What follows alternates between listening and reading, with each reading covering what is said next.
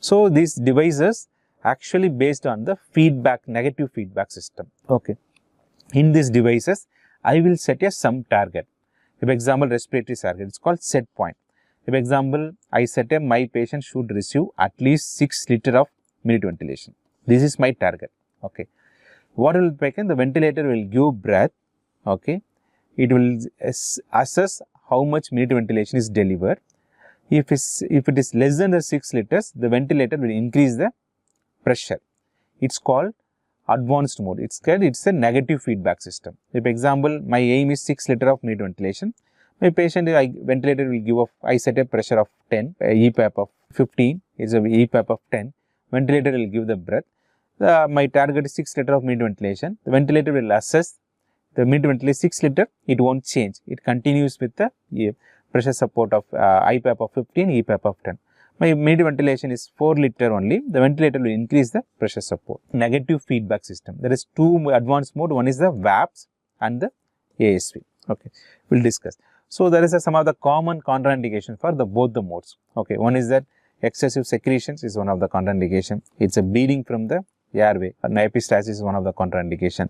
The risk of aspiration of gastric content, lack of respiratory drive, symptomatic congestive heart failure with the EF of less than 45% with sleep apnea. These are the contraindication.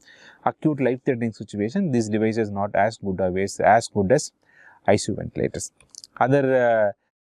These are the relative. Absolute contraindications are, these are the relative contraindications. Okay. Absolute contraindications are severe Bullei lung disease, pneumothorax, hypotensions, or CSF leak, or these are the absolute contraindications for the ASV and VAPS mode. Okay. First, we will discuss about the adaptive servo ventilation. Okay. Adaptive servo ventilation, it's called ventilatory counterbalance or anticyclic modulator ventilation. Okay. So, you see here there is a abnormal breathing pattern. It's called, sometimes it's called abnormal breathing pattern. Some situation the patient will have the hyperventilation, then apnea, then hypoventilation, then hyperventilation. This is called abnormal breathing pattern. The ventilator will counter that.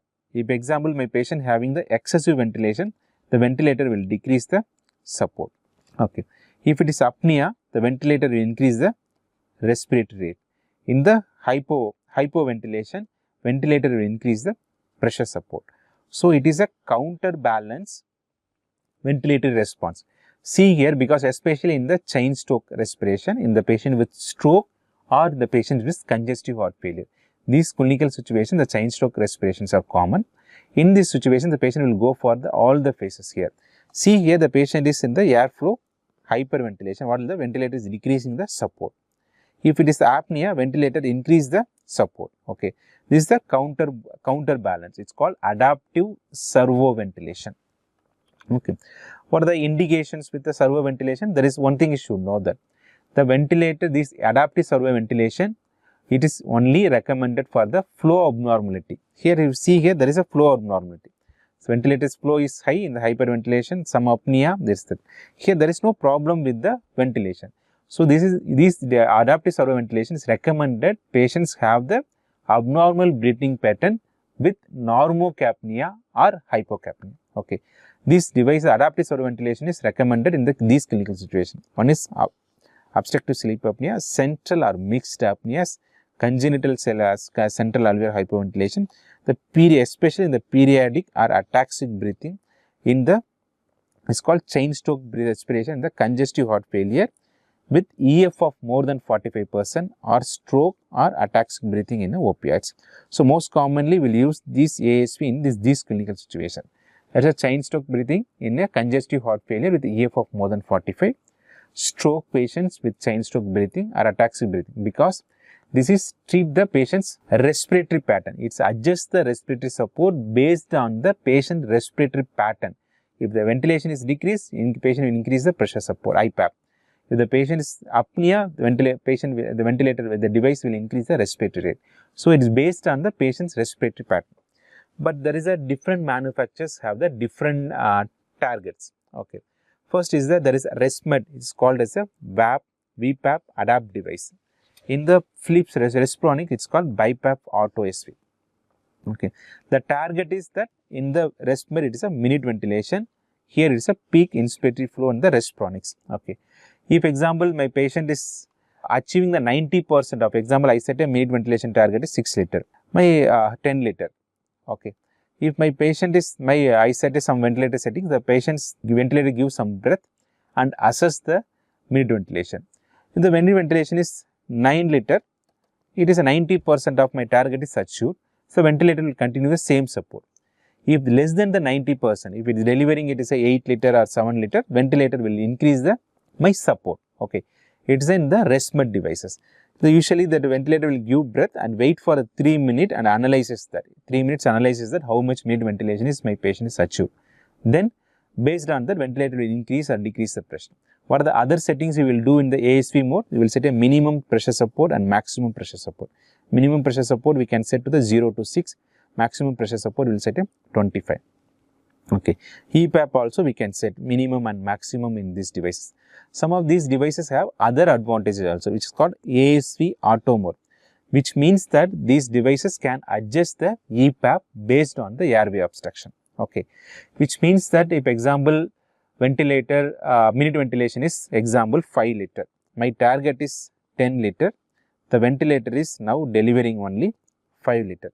What my ventilator will do?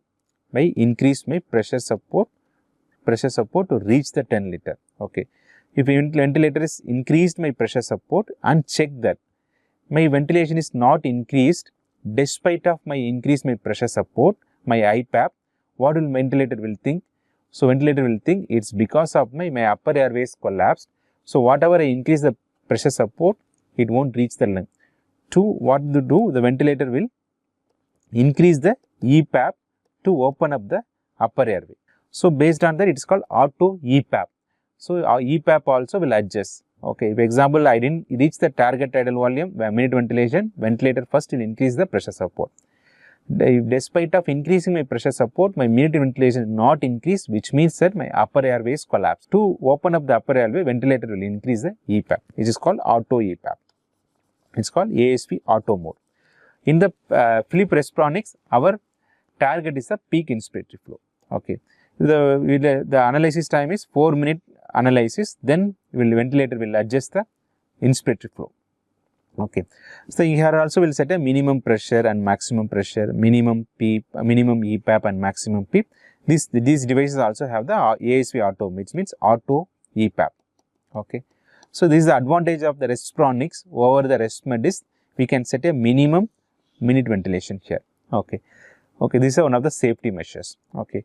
So, there is a adaptive servo ventilation is ventilator will change the support based on the patient respiratory pattern. Okay. Okay. There is a 2 types of devices available, ResMed and the Philips Respironic. The ResMed working target is minute ventilation, Respironic the target is peak inspiratory flow. Okay. There is other advantages of these devices have the ASV auto mode additional benefit, which is called it can adjust the EPAP also. So, what are the other advanced mode is called volume assured pressure support. So, volume assured pressure support I already told we can set a target volume. So, based on that if target volume is not reached, ventilator will increase the pressure. Okay. If example, if you see here, there is a target tidal volume, I set a 500 ml of tidal volume. Okay. The ventilator will give breath, as here there is a, the patient is not reaching the 500 ml of tidal volume. What my ventilator did? It increased the pressure to achieve that tidal volume. Okay. It is the volume assured pressure support. I will set some set point. The ventilator will give few breath and assess the ventilator is reaching that set point. If not reaching the set point, ventilator will increase the pressure. It is called volume assured pressure support. Like ASV, these devices also, this mode also have additional benefit called auto EPAP. See here, my patient is tidal volume is not reaching that set point. What my ventilator is assessing this tidal volume in a low tidal volume because of the upper airway collapse. What my ventilator did? It increased the EPAP here to here. Okay. What happened? With the same pressure, my patient is now delivering the more tidal volume. Okay. It's called auto EPAP. Okay. So, it's called some techniques called fiber optic oscillation technique. If it is a sinusoidal pattern, which means that airway is pattern. If it is non-sinusoidal pattern, its airway is collapse. Based on that, patient when this volume assured pressure support mode will adjust the EPAP. Okay, it's called auto EPAP. So these are the indications for that. This volume assured pressure support flow abnormality with hypoventilation. This mode preferably used with the patients with hypercapnia. In the ASV, that patient used to have flow abnormality without hypoventilation. This patient used to have normocapnia or hypocapnia. In those settings, we can use the ASV mode. That is a breathing pattern abnormality. The ASV mode is preferable. With the patient with hypoventilation, the VAPS mode is a preferable. What are the indications for that? Obesity hypoventilation syndrome, congenital central hypoventilation syndrome, sleep-related hypoventilation because of medication or substance, sleep-related hypoventilation disorder, especially the patient with COPD, neuromuscular disorders, amyotrophic lateral sclerosis, or chest wall disorders. All those settings we can use at the VAPS. Okay. What are the things for that? There is these modes also. Two manufacturers have the different settings. Okay. For example, in the Respironics, you will see all modes will be available. We can use all these modes with VAPS settings. These are in the IVAPS only ResMed, only ST mode is available. The set point is here, it's a tidal volume in the Respironics, alveolar ventilation in the ResMed. Okay. I already told that there is auto EPAP also available in both the settings. Okay. One thing is tidal volume as a set point in the Respironics, alveolar ventilation as a set point in the ResMed in the VAPS mode. Okay. So usually we'll set a maximum pressure and minimum pressure. Okay. See here that IPAP I set, EPAP and set. I will set a maximum pressure. This is one of the maximum pressure, maximum IPAP and minimum IPAP. Okay. If it is the maximum IPAP, the ventilator will allow the pressures between the maximum and minimum. Okay. So, for example, maximum I set at 10, minimum I set 10, maximum I set 30. If example my tidal volume is low, the ventilator will increase the pressure from anything between 10 to 30 it will allow. For example, it increase my pressure support I set a minimum 10, the ventilator will give the 10 pressure support breath. It check a tidal volume, my mid ventilation and tidal volume is not reached, the ventilator will increase the 20, still it is not reached, ventilator can go up to 30. It's in the VAPS mode, we'll set a minimum pressure and the maximum pressure. So far discussed about the BiPAP modes, S mode, ST mode, T mode, pressure support mode, two advanced modes. It's adaptive servo ventilation and the other one is the ventilator assured VAPS mode. Okay. Other thing is some of the most likely whenever we initiating the BiPAP machine, we will focus on the two settings. What is EPAP and IPAP? Most of the situations we will ignore the other advanced settings. But whenever you are using the practicing a critical care or you are a pulmonologist, you are frequently using the BiPAP machine, you should know about the additional advanced PAP settings also. It is increase the patient's tolerance with the BiPAP. Okay. So first thing is that trigger sensitivity. Already you know that trigger and cycle have the two types of sensitivity. One is a quality or quantity sensitivity. Okay. Trigger sensitivity means that the patient, the ventilator, the device has to sense the patient inspiratory effort. The ventilator will give the inspiration. It's called trigger sensitivity. Okay. Most likely all our BiPAP machines are flow trigger, not a pressure trigger, because the flow triggers have the better synchronization and better sensitivity. Okay. One. I already told two types of trigger sensitivities are. One is the quantitative. You can set a 2.4 liter, 4 liter, 6 liter, 10. Second one is the qualitative. Okay, most of the ResMed will have the qualitative sensor. They used to be the trigger sensitivity as a very high, medium, low or very low. Okay. If example, I set a very high, which means that it's a 2.4 liter. Patient inspiratory effort has to change flow at least 2.4 liter per minute in the circuit, then only ventilator will give the breath. Okay. If example, I set a 15, very low sensitivity, 15 liter, the patient has to generate more respiratory effort, then only the 15 liter will occur, the ventilator will give the breath. So, which clinical condition I have to set a very high trigger sensitivity? Which clinical sensitivity? Neuromuscular disorders. if the diaphragm disorder or neuromuscular disorders, this patient have the poor respiratory effort. So, how they can generate maximum 2.5 or 3 liter. If I set up example 10 liter, the patient will go for the ineffective trigger. The patient inspiratory effort won't sense by the patient, okay, won't sense by the ventilator. So, patient will go, especially other setting is the auto PEEP situation. It's like a COPD or neuromuscular disorder settings, you have to set up preferably as a high sensitivity. So, others most of the machines will go automatically whenever switching on the machine, will go for the default settings. Okay. Most of the patients will tolerate the default settings. Only few clinical situations you have to be very careful. One is a neuromuscular disorder and the patients with acute exogenous COPD. In those clinical situations, you have to go for the very high or high sensitivity. Other is the rise time. Rise time we have already discussed how rapidly the pressure reaching from the EPAP to IPAP, which is called rise time. Okay. So, some of the situation you can go with the most of every manufacturer have the different range of rise time, 100 to 600 milliseconds. Okay. Some of the manufacturers will have the as usual qualitative, very high, medium or low rise time. Okay. So, traditionally most of our machines are default rise time, which is called 300 milliseconds. Okay. Some of the clinical situation you have to reach a pressure very rapidly. Okay. It's a faster rise time. For example, if I set a faster rise time, the pressure will reach from EPAP to IPAP within 100 milliseconds. If I set a 600 milliseconds, the pressure will rise slowly to reach the IPAP to EPAP. This is 600, this is 100. Okay. So, if patient is very tachypneic, this patient need pressures very rapidly. The patient is acute exogenous COPD, very tachypneic, I have to go with the 100 milliseconds. It is a muscle weakness. If a slower rise time in the patients with bulbar disease or chest wall stiffness, based on the patient's disease, then we can adjust our rise time. Most of our machines, whenever you are owning, they will go for the default rise time. So, every manufacturer is different. So, have to check what is a qualitative or quantitative in your machine. Based on the patient's pathological condition, we can adjust our rise time. Other is the inspiratory time. Okay. Other important thing, there is a 3 things will determine your tidal volume in your BiPAP machine. One is your IPAP. Okay, IPAP is more, which means your pressure support is high. So, ventilator will give the more tidal volume. Second is your inspiratory time. Third is your patient's compliance. Okay, these things that it depends upon the patient.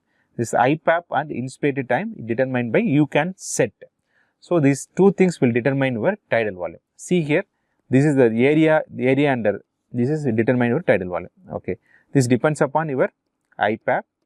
Okay, this is your IPAP. Okay, and your inspiratory time. See here, my inspiratory time is increased.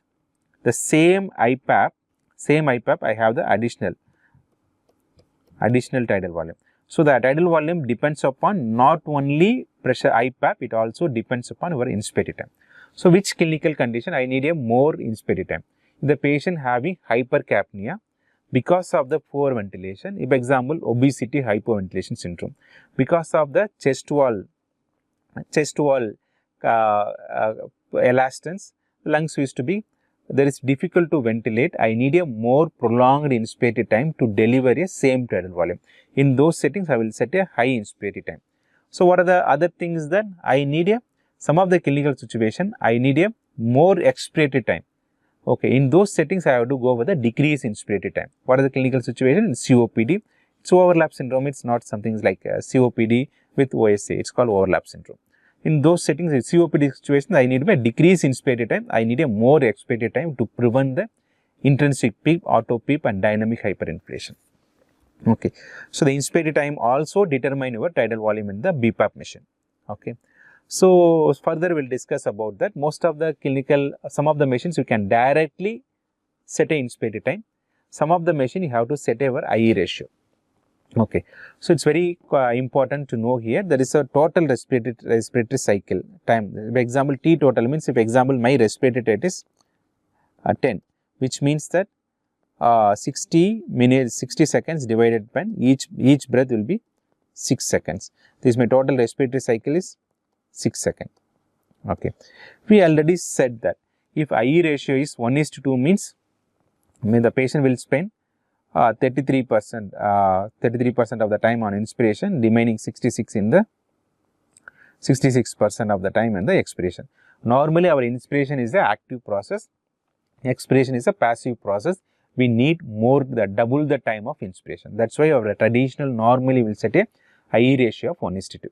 I already told that if the patient is having poor restrictive disease like obesity, hypoventilation, or with abdominal compartment syndrome, in the patients with ILD, in those patients need more inspiratory time than the expiratory time. You will set a IE ratio of 1:1. The patient with obstructive airway disease, we need a more expiratory time. We will set a IE ratio of 1:3. Okay. There is a two types of devices most commonly used. One is a Respironics and other one is a Respmed. We will discuss. Okay. If my patient is taking a 15 breath, okay. So, what will be the my IE time,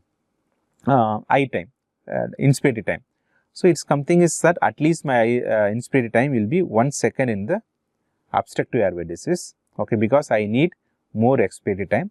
In the normal it's 1.3. If it is restrictive disease, I need a more inspiratory time. So, we can based on these things are available in the internet. So, whenever you are seeing the setting of in the Respironic machines, you have to see this. If the patient taking 15 breath, so if it is a restrictive lung disease, I have to set a inspiratory time at least 2 seconds. Okay, it's not it's not very evidence based. It just practically they gave this table. You have to be used very careful. Okay, if it is a Respmed machine, you see the other set. There is a times are there, minimal time and the maximal inspiratory time. Okay, you have to set minimum and maximal inspiratory time. Okay, for example, 10 breath means my total breath cycle, each breath will be spent on the 6 seconds. Okay, what is the IE ratio? The patient will send for 6 seconds, 2 seconds, 1:2 means 2 seconds in the inspiration and the 4 seconds in the expiration. Okay, in the TI minimum and max, you have to set a 1 in the, for the respiratory lung disease, your inspiratory time minimum is 1 second, expiratory time minimum is the 2.5 second. In the obstructive lung disease, you have to decrease your TI max to 1.5 second. I will explain later. Okay. So, other thing is called cycling time. We have explained the inspiratory max and TI minimum or TI max in that cycling. So, first is the cycling. Cycling means we already discussed. It is the patient's flow moving from inspiration to expiration. It's moving from IPAP to EPAP. It's called cycling.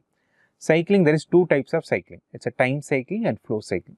Time cycling we know, which means that if example inspiratory time I set at 1 second, the ventilator will end the inspiration at the 1 second. Flow cycling means it's called that based on the inspiratory flow. Okay. For example, I set a pressure of 10. Okay. This is my patient's lung. Okay. During the inspiration, I set a pressure support of 10. What if the alveolar pressure will be 0? The pressure difference will be maximum. So, flow will be maximum. Okay. Once my alveoli started to fill, the alveoli pressure will increase from 0 to 2, 3 and 4 and 5. What will the pressure will started to decrease. At some point, the pressure in the airway and the alveolar pressure will be 10. What will be the flow will reach the baseline. Okay. The flow, because of the pressure differences by, the flow will be very high. Once alveoli started to, my lungs started to filling, the flow will decrease. At some point, my airway pressure, my pressure support and alveolar pressure will equal. The flow will go for the 0. This is normally the flow waveform in the patients with pressure support or pressure control. Okay. Here, I can set up example, my peak flow is, take it as 100. Okay. The flow will be decreased 90, 80, 70 and something is called 50. Okay. I set a flow cycling of 50%. Okay. What will happen? The flow will be 100. The flow started to decrease. Okay. If I said is this 100 liter. Okay. I set a flow cycling of 50. Okay. What will happen? 50%. The flow will increase to 100. This flow started to decrease. It reached the 50% of my peak flow. The ventilator will end the inspiration. It is called flow cycling. Okay. Flow cycling. Okay. If I set a 25, the ventilator will end the inspiration here, because this 50% of the peak flow, this is 25% of the peak flow. Based on that, I determine my inspiratory time. If I set a low time, 10% means the ventilator will give the more inspiratory time compared to the 50%. Okay. If you see here, I set a flow cycling of 10%. This is my peak flow. Okay, the flow started to decrease. This is a 10% of my peak flow. The ventilator ends from the inspiration to expiration. Here 20%. See here, it is 20% of the peak flow. The ventilator ends. Here 50%. What you are seeing here, the inspiratory time is decreasing. Here inspiratory time, this inspiratory time, here inspiratory time is very short. Okay. So, because of the flow cycling also, if I give the high flow cycling, the inspiratory time will decrease, expiratory time will be prolonged. If I set the low flow cycling, inspiratory time will be increased, expiratory time will be decreased. This is the concept. Okay. First, see here in the, we already saw that there is a 2 respiratory time, inspiratory time we will set in the RESPMET. One is the TI minimum or TI max. Why we needed 2, why the RESPMET machine will give the 2 times, 2 inspiratory time, TI minimum or TI mix. Okay. So, there is a TI minimum will prevent the shallow breathing. My patient taking a breath of 100, okay, what will happen? The inspiratory time will be very shortened, okay, that it won't reach the tidal volume, won't deliver to the patient. To prevent that, the RESPMET will give, at least ensure that this much of minimal inspiratory time, okay. Even the shallow breathing, the ventilator won't allow the, won't go for the expiratory phase. Ventilator will ensure that this minimum inspiratory time, especially it's very important, especially patients with the neuromuscular disease. Okay, there used to be muscle used to be very weakness, they cannot take a adequate respiratory pressures, so they will go for the shallow breathing. To prevent the shallow breathing, the TI minimum will ensure the minimal inspiratory time. Why the maximal TI max?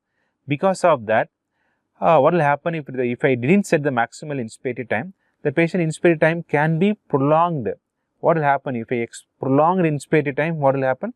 The expiratory time will shorten. The expiratory time will shorten, will go for the autopsy. Which clinical situation? Especially patients with the obstructive airway disease, COPD. So, they ensure the patients avoid the prolonged inspiratory time, which leads to the shortened expiratory time. The TI max was set. The TI minimum avoid the shallow breathing, TI max to prevent the prolonged inspiration.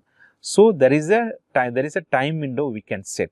Okay, it's a TI minimum and TI max. Okay, especially because of the leak, what I already told, most of the ventilators are leak compensated. Because of the leak, what will do? The ventilator will compensate that leak, will give the continuous increasing the flow. If example, I set my flow cycling 10%. Okay, so because of the leak, the ventilator will give the continuous flow to the patient's lung. So, there is the ventilator, the flow won't reach the 10% of peak inspiratory because of the leak compensatory continuous flow, which leads to the prolonged inspiration. So, to avoid that, the RESPMET will give the one of the safety mechanism, we can set a TI minimum and TI max. Okay. So, we already discussed why there is a TI minimum and TI max. Okay. The TI max, how will you set a TI max? You have to increase your TI minimum in the respiratory lung disease, because you want a prolonged inspiratory time. If we need a shorter inspiratory time, so we have to set a low TI max in the COPD patient. It's very important. Okay. So, how that ventilator ends the inspiration in the RESPMET machine. Okay. So, what will happen to that? The ventilator will allow the patient to go for the inspiration. It will allow the minimum inspiratory time. It won't allow the patient to go beyond that maximum inspiratory time. In between these two, TI minimum and TI max, ventilator will go for the flow cycling. This is very important. The TI minimum and TI max you have to set in the RESPMET BiPAP machine. TI minimum to avoid the shallow breathing, TI max to avoid the prolonged inspiration. In between this safety window, the patient will go for the flow cycling.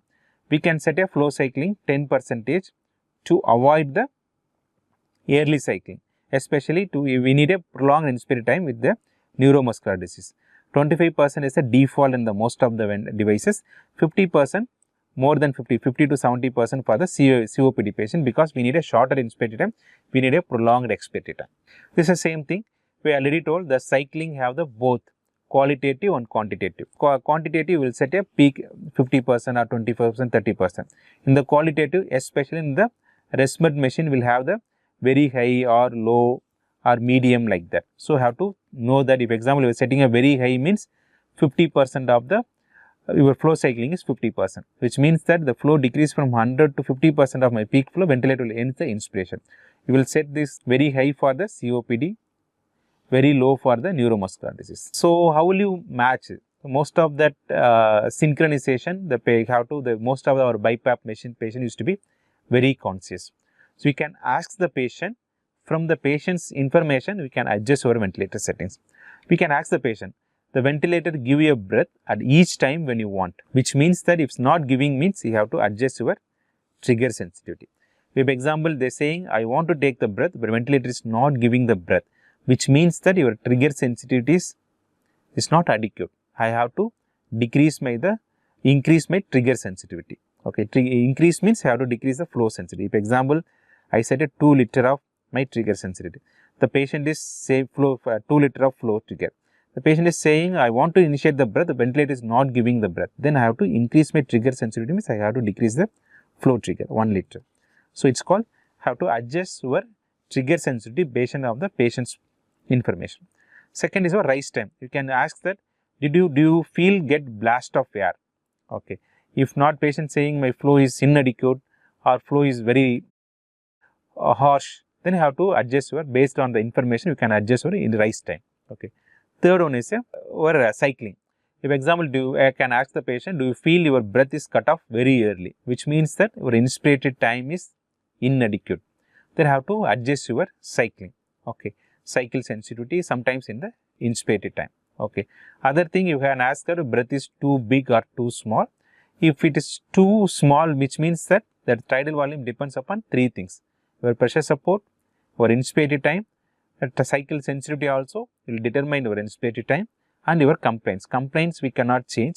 So, other thing you can adjust. If the patient taking my breath is very too small, have to increase your tidal volume, inspirated time, or your IPAP, or your decrease your cycle sensitivity. Okay. So, other things are that have to be some specific ventilatory settings based on the respiratory mechanics. Most of the patients doesn't need to adjust your rise time or trigger sensitivity, but some of the clinical situations you have to adjust all those advanced settings also very important. Okay. The 3 common scenarios we will discuss here. One is the obesity hypoventilation syndrome. Okay. So, here what is the problem here? Because this patient used to have obesity, the OSA component also used to be there. Upper airway used to be collapsed.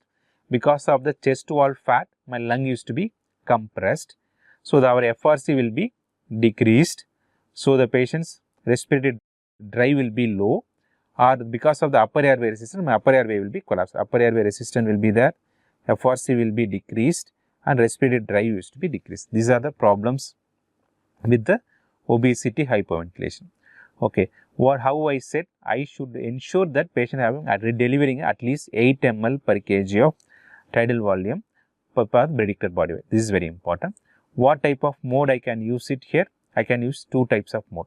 So, respiratory drive is low, but I cannot go with the BiPAP S here. So, I have to go with the BiPAP ST or VAP. VAPs I can use, volume assured pressure support, or IVAPs in the respiratory, all those things we can use. There is 2 types of mode I can use, BiPAP ST or volume assured pressure support mode. I can use it here. I should ensure the patient receiving at least 8 ml per kg of tidal volume. Okay. How can I adjust the IPAP here? This is a ventilation is a problem because of the obesity. I have to, this patient need high IPAP. Okay. So, this is very important. So, we have to high IPAP. EPAP will be high EPAP because my upper airway is collapsed here because of the obesity. So, I need a high EPAP. Sometimes we need to set a auto EPAP also, you can use in the AVAPs mode. Okay. Respiratory rate you have to adjust based on the minute ventilation. Our aim is to deliver a adequate minute ventilation. Minute ventilation I achieved 8 ml per kg. Still my patient is having PCO2 hypercapnia, then I have to increase my respiratory rate. Okay. So, and the trigger sensitivity I already told that trigger from the medium to low. Here there is no problem with the respiratory muscle. Okay, only the complaints is the problem here. So, here there doesn't need to any default trigger sensitivity also acceptable. Okay, the rise time also is acceptable. It's anything is a default rise time is okay. What is about the inspirated time? This patient need more is the problem is obesity is we need a more tidal volume. The tidal volume depends upon IPAP and the inspiratory time and the low cycling. Okay. So, I already told that in the obesity hyperventilation syndrome, I used to the long inspiratory time. Okay. And the default or low cycle, 10% of the flow cycling, the patient will get, I get a 10% cycle means patient will get a more inspiratory time. Okay. If I set a inspiratory time, I have to set a long inspiratory time. If it is other way around, I have to cycling you are setting, have to be the low cycling. What about the COPD? COPD problem with COPD is, there is a muscle patient used to be more muscle atrophy. So, diaphragm atrophy, all these things, there is patient have the muscle, they cannot have, they don't have the capacity to generate more tidal volume usually. There are other problem with the airway resistance and increased complaints, auto-PEEP and all will occur. This patient also, anything is 8 ml per kg is accepted. This patient also have the hypercapnia. What is the problem? We have to use with the BiPAP ST or VAPS mode we can use. This patient also will tolerate high BiPAP. To eliminate the associated OSA component, you have to give a EPAP, reasonable EPAP to overcome the upper airway resistance.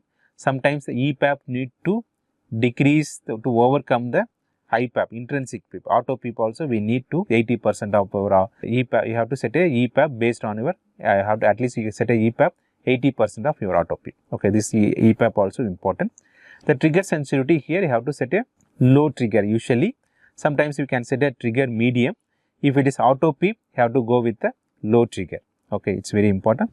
This patient used to be very tachypneic. We need a faster rise time. Okay. Other important thing is that short inspiratory time. Why is short inspiratory time? We need a prolonged expiratory time. Okay, to prevent the auto PEEP.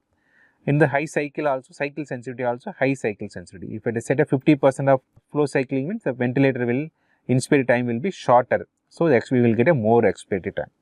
In the COPD, BiPAP ST or VAP mode we can use, high IPAP you can use, EPAP for the prevent or decrease the intrinsic PEEP, rise time will be fast rise time, shorter inspiratory time, high flow cycling. Okay.